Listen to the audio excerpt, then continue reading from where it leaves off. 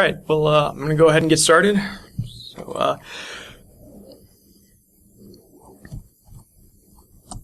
There we go, that went away. All right, thanks everyone. My name is Spencer McIntyre, and I'm going to be talking about the Windows subsystem for Linux today.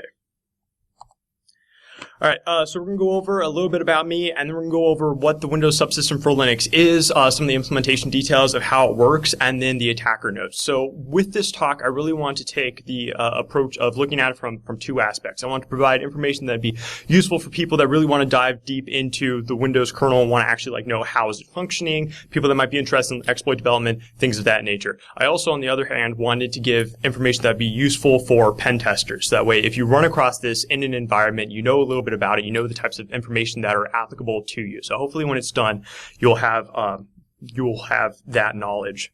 Just a little bit about me. My name is Spencer McIntyre. This is my third or fourth time speaking at Derbycon. I'm really excited to be here. I work at Security in the Research and Innovation Department. We do special projects, internal tool, and vulnerability development. I work on a bunch of open source projects, and I like to do Windows kernel things. So stuff about me.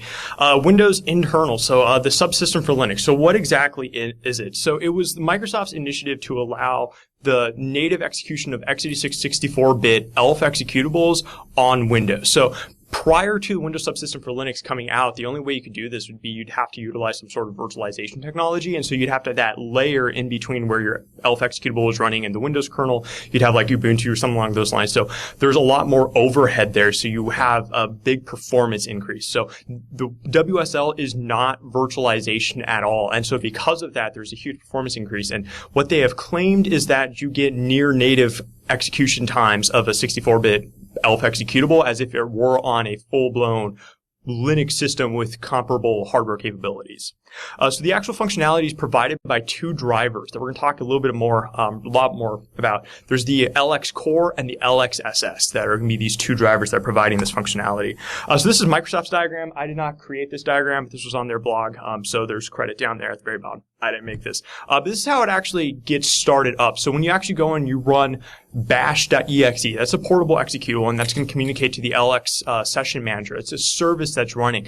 That's then going to communicate down into the Windows kernel, and it's going to start up a new instance of the LX session for your particular user. And so that's an important thing to know for an attacker's perspective that we'll get on in a little bit, is that if one user is logged in and they start bash multiple times in multiple CMDs, all of those are sharing the same environment. So those are all interacting. It's only started once per when the user logs in. And so when the last of those bash files that are bash commands that have been run close out, that is when the session is then terminated. So there's one regardless of how many instances of bash that you're running. So those are all shared. And once the LXCORE starts up its own init process, and that's when the actual ELF executable bash runs, and that's when you have all of your access to like the readline library, your completions, all that native functionality that as Linux users we're used to having inside of our bash environment. So that those two drivers that I just mentioned, the LXSS driver actually is very, very small. There's not a whole lot of functionality in there. The primary thing that it does is it calls the initialization in the LXCORE. The LXCORE is much, much larger. I believe size-wise it's approximately 20 times larger. It's where all of the syscalls are implemented. It's where all the files, the file system logic is all implemented. That's all in LXCORE. LXSS is sort of a driver that sits on top of it though, and when LXSS gets loaded by Windows during the boot process, it calls the initialization in LXCORE, which starts up the driver object, and that is what is actually maintained. But most of the functionality that you're going to be dealing with that's provided by like the syscalls and things like that are all actually implemented in LXCORE, the much larger of the two drivers.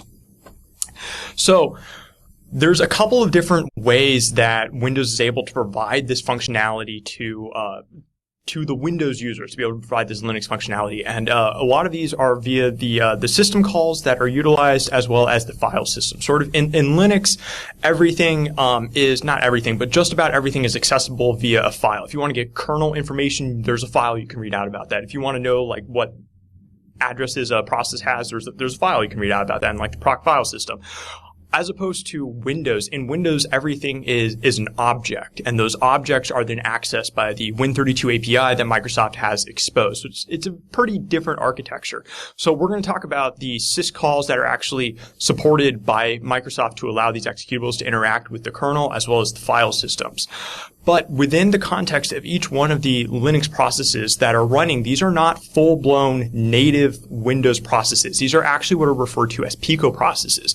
Pico processes are very lightweight, small container processes. They've actually been around for a while. They were done as and created as part of Microsoft's Project Drawbridge, which intended to create the capability for Microsoft to, in the future, utilize other sorts of technologies. I've looked into it, and I cannot find another practical application of where Pico processes are used. To my knowledge, the WSL system is the only place that Pico processes are actually used. But they are the container processes that do not have all of the overhead of a Windows process. And the reason why is because these Linux processes that are running, they don't need to have NTDLL available. They're not going to be making any of the Windows system calls. They don't have any of that. So this Pico process is also limiting what an attacker can actually see about a Linux process from within the Windows environment and vice versa. So like I mentioned, one of the important things is that there's no PEB, TEB, NTDLL. In addition to that, the shared region of the user 32, the shared region that's mapped between the kernel and the processes that people that are familiar with kernel exploitation are used to utilizing, that region also is not mapped. So it's not available because the Linux processes presumably are not going to be utilizing it. No legitimate Linux process is going to expect to be able to access the handle table information from Windows. And the Windows kernel does still provide the scheduling functionality, the memory management, things like that. But the rest of the process, it's basically the Pico process is a hollow process.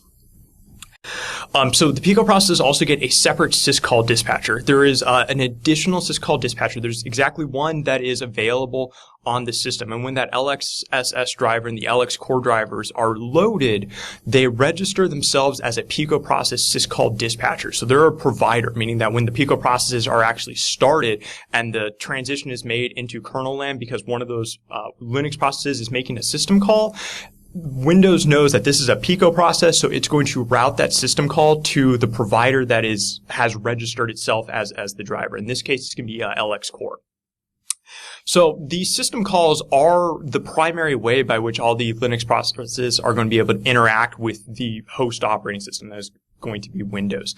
There is no Linux kernel, strictly speaking, inside of Windows. Microsoft has claimed that it's a completely clean room implementation, meaning that all of the system calls that they support were written by them by looking at the man pages, ensuring that the prototypes are all set up and things like that. So there's a couple of variations that we'll talk about in the attacker section for fingerprinting, but it was supposed to be a clean room implementation, so there is no Linux kernel that is technically running. It just appears that way, and it's exposed via these system calls.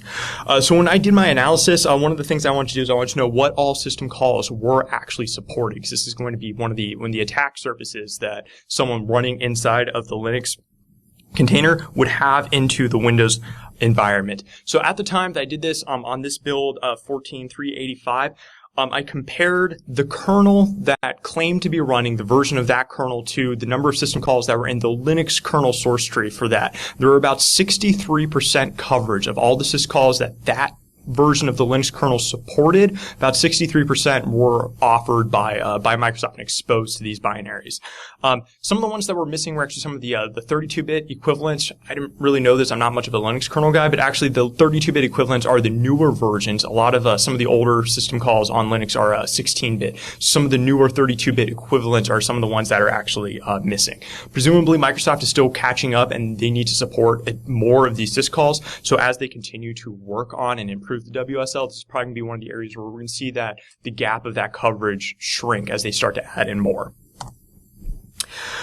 Okay, so like I mentioned, when a Linux process is running, it's going to be this Pico process. And when it needs to communicate something to the kernel, for example, it needs to open a file, create a socket, anything along those lines, it's going to have to do that via system call. And so it's going to use its own ABI, and it's going to make that transition into the kernel land. And when the kernel is past the context, it's going to recognize the fact that it is coming from the request is coming from a Pico process, and it's going to route that to the appropriate driver, and that's going to be that LXCORE driver. The syscall convention that is utilized by Linux binaries, they follow the System V ABI, which is a slightly different calling convention than what Microsoft uses. Because there is no translation between this, it is actually the responsibility of the Pico system call dispatcher to parse, or not parse, but utilize all the arguments in the native representation. So it doesn't matter the calling convention, which is very important and instrumental in not having to change the Linux binaries, because they are expecting to be able to make the system calls in the native Linux convention, which is different than the Microsoft ones. So the calling convention is slightly different. For Linux, they utilize 6 of the registers as opposed to 4, but it's much more akin to a fast call convention if you're used to 32-bit. The remainder of the arguments are stored on the stack. This is important, so if you are going through and you're debugging one of the system calls, you need to remember that even though you're in WinDebugger, that the calling convention was actually from the System V ABI, not from Microsoft's calling convention. All right, so moving beyond the system calls, there are the file systems that Microsoft has exposed to these Linux binaries. So there are 2 main file systems that are utilized. One is the root file system, where you have your etc directory, your user's home directory, all of that information. The second is the drive file system, which is how the Linux processes can access all of the root of the Windows drive. So in your drive file system, you're going to have your C drive, and everything beyond that you're going to be able to have accessible from the Linux processes. So there's a couple of other, the standard file systems is the proc and the sys file system, so you can get basic information if you needed to find like the memory maps and things like that. But these are the 2 primary file systems that allow access to be able to read files off of it. One of the things I found very interesting through this implementation is that because the Linux binaries that are running have access to the full root of the drive, barring any permission issues that we'll talk about in the attacker section, Linux has access to read all of the files off of the root file system. The reverse is not entirely correct. According to Microsoft's documentation, you're not able to read the files in like the etc directory or anything like that. So presumably antivirus would not be able to scan that, which is kind of interesting because you could potentially hide a file within the Linux file systems. Now that's according to the documentation. I did, however, find a small discrepancy, and that's because within the Windows user that is running the WSL environment, within their home directory and their app data, some of the Linux files that are created do exist there. So strictly speaking from the Microsoft documentation, I don't know why that discrepancy is there, but I wanted to point it out. I assume you've seen that too. You're not in log. Yeah. Excellent. There we go. I'm not crazy. Let it be known. All right, so the drive file system, despite being root, if you are starting up your WSL environment and you elevate yourself into root, one of the first things to think of is let's just drop an MOF file and we'll get system access and we'll be able to break out of the Windows environment. Wouldn't that be great? Unfortunately, it doesn't work that way. And the reason why it doesn't work that way is that one of the things I'm really going to be harping on throughout the remainder of this presentation is root really doesn't mean anything in the WSL context. It doesn't get you anything. When you elevate yourself from sudo into to root level access, the token that is the permissions of your Pico process, those don't change. And so when you are making your system calls, a lot of the system calls are actually provided by Windows when there's an applicable one that can be utilized versus some of the other ones that can't and are then fulfilled by the Linux core. I forgot to mention that. But the system calls that are actually implemented by Windows utilizing the existing infrastructure, those are still going to utilize the native token and things like that. So when you elevate yourself to root, that token doesn't change. It really doesn't mean anything to the greater Windows host operating system. It's strictly within your WSL environment. You can read and access the shadow file, and that's great for you. But unfortunately, that's not even shared within other users' WSL environments. So elevating yourself to root, not really going to be the best way to do anything. All right, so this is just a real quick demonstration of showing that. So this could potentially be a hiccup for users that aren't necessarily used to working in this type of environment. So if you're in the WSL environment and you have a sensitive file and you want to protect it, maybe you would mark it as owned by root and only readable by root, but it's really not going to do a whole lot for you. So in this case, we're putting a super secret onto a secret text file. We're chomodding it, and we're taking a look and making sure the chomod command actually did execute successfully. But then when we take a look at it, the file permissions are still 777. So might be a hiccup for some users. So point being, if you're a pen tester, it would probably be a little bit advantageous to look for file permissions within the drive FS, because you may get lucky. So that kind of takes us right into our attacker notes. I'm going a little bit quickly here. I'm trying to manage my time appropriately. So one of the first things that you'd probably want to do is, like, if you're an attacker, you're a pen tester, and you're in a Windows environment, you know they're running Windows 10, maybe they have WSL, you'd want to be able to identify, am I in WSL? I went into this thinking it'd probably be really difficult. Turns out it's actually ridiculously easy. You can pretty easily identify that the Linux session that you're on is actually Windows. So I have a couple of obvious ones, and I want to break these out into obvious and behavioral, because if Microsoft were to change them, they're probably going to change the obvious ones. My personal opinion and experience, they're less likely to change the behavioral ones, but within the obvious ones, it says Microsoft in the proc version. I highly doubt any legitimate Ubuntu distribution is going to actually have Microsoft in there. You can also check for the drives mounted in the /mount directory. So like I said, that drive FS is going to have /mount/C, /mount/D if you have a D drive, things like that. So if you're looking in there, you're probably going to have those drives. Some more interesting ones would be some of the behavioral clues. So there's exactly one module that gets loaded up into the sys modules, which seems kind of a little bit sketchy from a normal Linux user's perspective, is that you know that you're probably going to have a few loaded kernel modules running. You need to have drivers, anything like that. I'm running Fedora on my system. I need to have a wireless driver, a graphics display driver. There's a number of drivers that are loaded on my system. To be in an environment where it claims that only one kernel module is loaded, it's pretty indicative that something is going wrong. In the proc file system that exposes information regarding the running processes, there are missing fields that are entirely implemented. This could change by Microsoft as they improve their support. They're probably going to expand on the proc file system, so that'll probably change as well.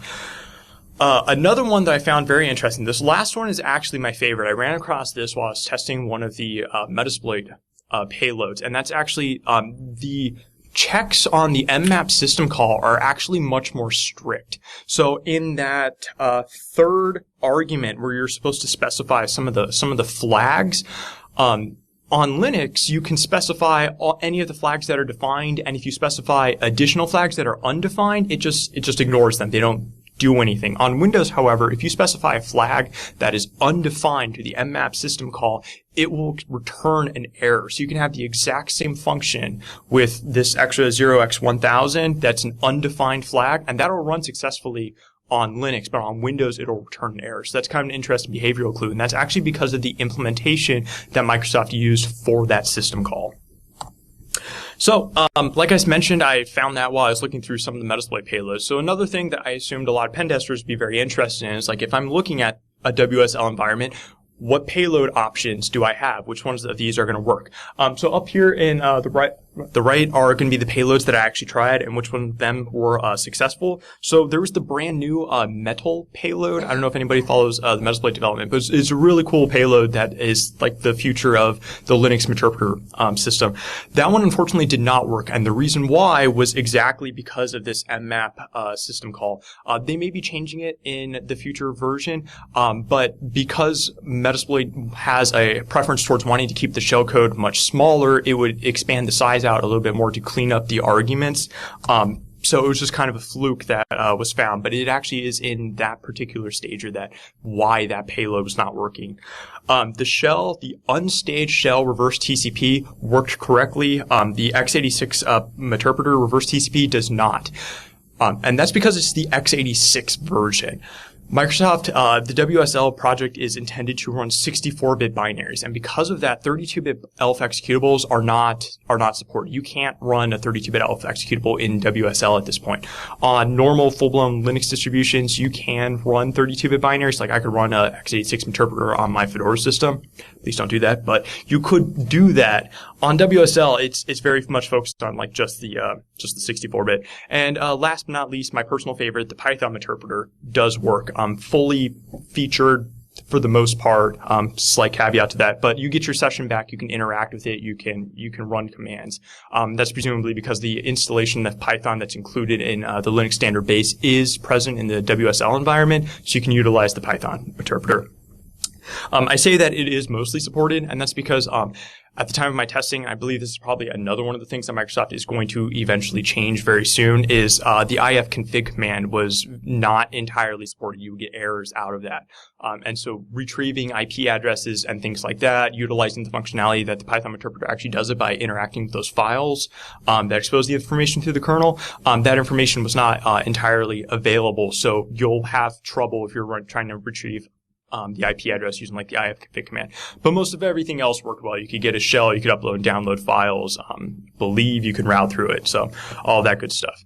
Additionally, might be interested in what the Linux kernel protections are available, since we know that there's not a Linux kernel actually running in there. So what types of protections are actually provided by the Linux kernel?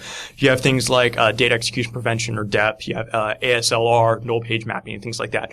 I tested all three of these, the very basic implementations, and they are all implemented.